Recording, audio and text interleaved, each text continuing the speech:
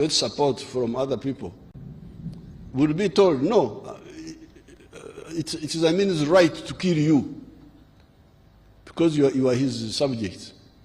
You are his subject.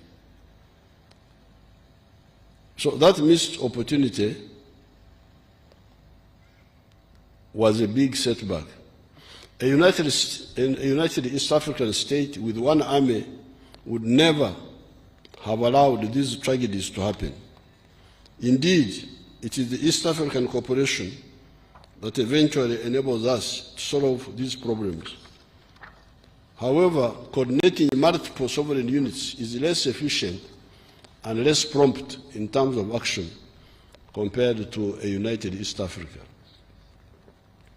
The third historical mission is to simply recognize the brotherhood and linkages among the African people and use them to achieve historical missions number 1, prosperity, as well as number 2, strategic security.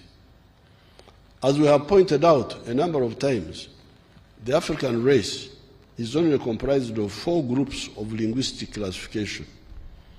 These are the Niger-Congo, which includes the Bantu and the Kwa languages of West Africa, the Nilo-Saharan, which includes like our languages of the Nilotic languages and the Nilo-Hamitic, the Afro-Asiatic, which includes the languages of northern Ethiopia, and the Khoisan. Khoisan they are called the Bushmen in South Africa.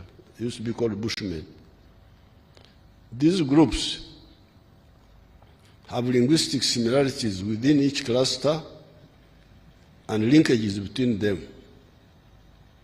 In other speeches, I have demonstrated this.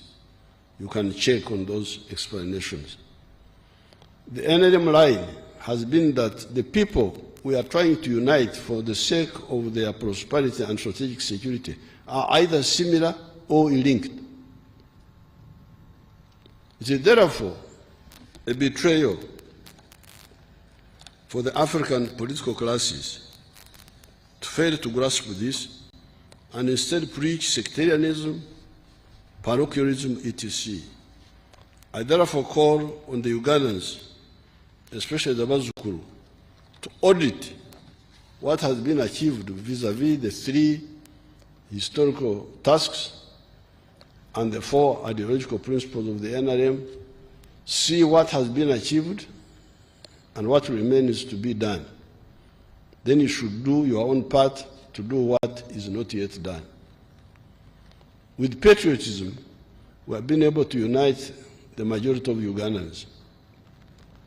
That is why the NRM always wins with the majority on the first round when we go for elections. On the side of Pan-Africanism, we have revived the East African community together with the Wazee Daniel Arap Moi, Al Hassan Mwinyi, and Benjamin Mkapa. Later, our brothers from Rwanda, Burundi, Congo DRC, South Sudan, and recently Somalia joined the East African community. This has helped cross-border trade. Uganda exports goods and services worth US dollars 2.1 billion to the East African countries, and goods and services worth US dollars 2.157 billion to the COMESA countries. There are, however, still non-tariff barriers. With His Excellency William Ruto recently, we agreed to remove all these barriers against sugar, milk, eggs, fruit juices, etc. Saying that X country has got good rains this year and harvested a lot of maize, and therefore X country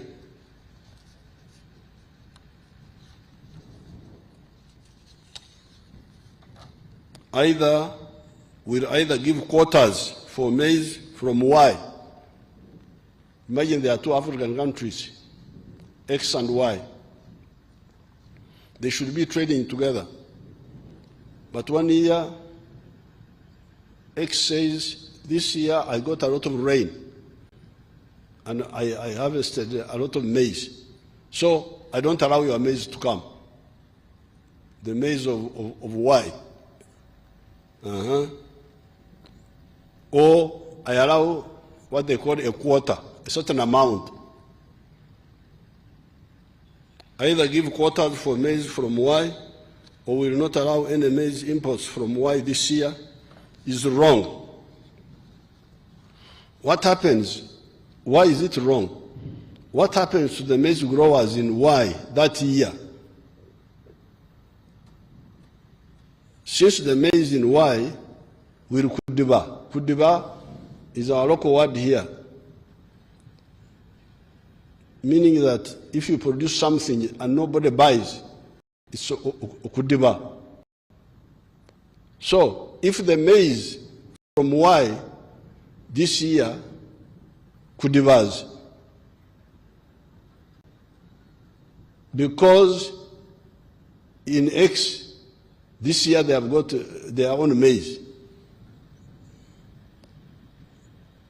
What happens to the maize growers in Y that year? Since the maize in Y will kudiba, have no buyers, the farmers will migrate to coffee, a product that depends on the global market and does not have those hurdles. Then next year, there's a shortage of rain in X, and they want maize from Y. Sorry, the farmers were betrayed, and they migrated to other products. This is the problem. The correct approach should be that maize from Y should not be blocked, even if there is a bumper crop in country X. Let the market determine the maize that will be preferred by the consumers. If it is found that maize producers in country Y are cheaper consistently, then let East Africa allow them to specialize and feed all of us. This is what I said about Tanzanian rice.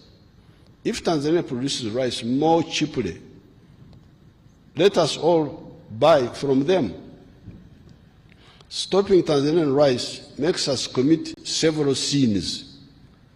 Sin number one, you sabotage the Tanzanian rice grower by denying him market. Sin number two, you rob the Ugandan consumer by forcing him to buy rice from the inefficient Uganda rice grower at a higher price, because you are punishing the Ugandans to buy more expensive rice that it is because it is from Uganda. Sin number three, you invite Tanzania to counter-block our products. Sin number four, you claim as our own rice growers to remain inefficient and therefore not competitive. Okulemaza is to cripple. Because if you don't allow your child to run and compete, how will he develop capacity?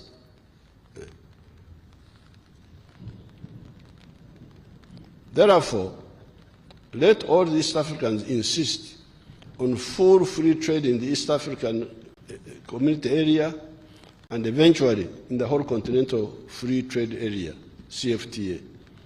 This is the second task of the Ugandan wealth creators. Struggle for the completely free trade in the common market of East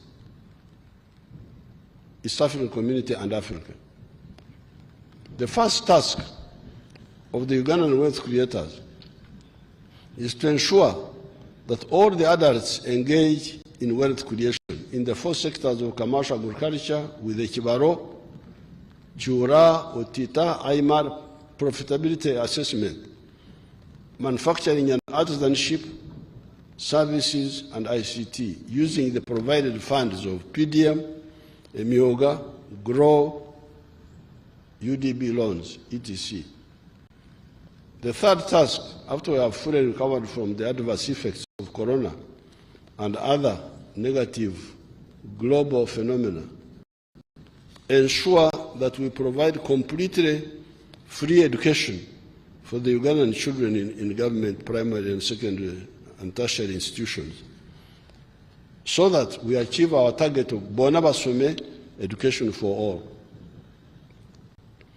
The fourth task is for the Ugandans and other East Africans that have got the right spectacles to see how the black race can survive as a free people, or even survive at all, to struggle and bring about the creation of the East African Federation. We have long proposed the movement of the YOWERI. When Mwalimu was let down by his contemporaries on this issue, he moved with Mzee Karume to unite Tanganyika and Zanzibar to form Tanzania. It has been a great success. If we all can move together, it will be good. If we cannot, let the willing move. The crucial point that needs to be done is for the Pan-Africanists to be more active in pushing for the struggle for the political federation of East Africa, and for the full economic integration of the common market of Africa. You should aggressively expose those who work for foreign interests and are always diverting our people through the media to the interests of the foreigners. If you read the papers, nobody is talking about African integration. You pick the papers. Papers, social media.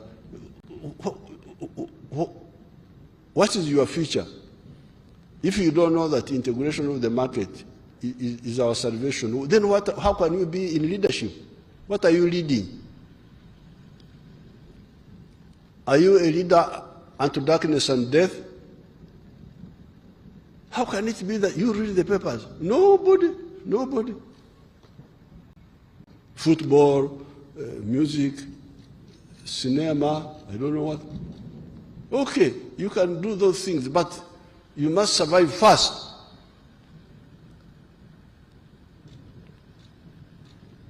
You should aggressively expose those who work for foreign interests and are always diverting our people through the media to the interests of the foreign parasites. The African race will enjoy football and music better. I am a footballer myself, you remember?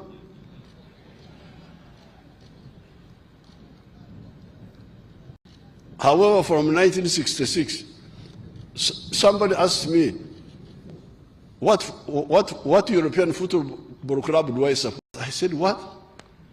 Me to support, I don't even know those clubs. I am a footballer, I was a footballer, but from 1966, when we started our struggles here, my mind is on the future of Africa. I like football. But you cannot have football if you are a slave. You cannot enjoy it. The African race will enjoy football and music better if you also contribute to the creating of an African center of gravity in the form of the East African Federation. Task 5, eliminate corruption in the public service and from among the political leaders. I've been getting good information about corrupt actors among the public servants, but also among the political actors. With firm evidence, we shall crush these traitors. Corruption is... Are you hearing me? You are hearing. I think the corrupt have brought rain.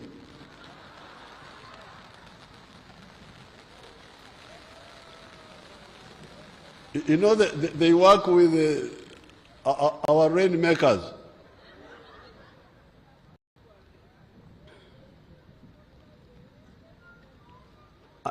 I have been, this is not in the speech here, but I can mention to you.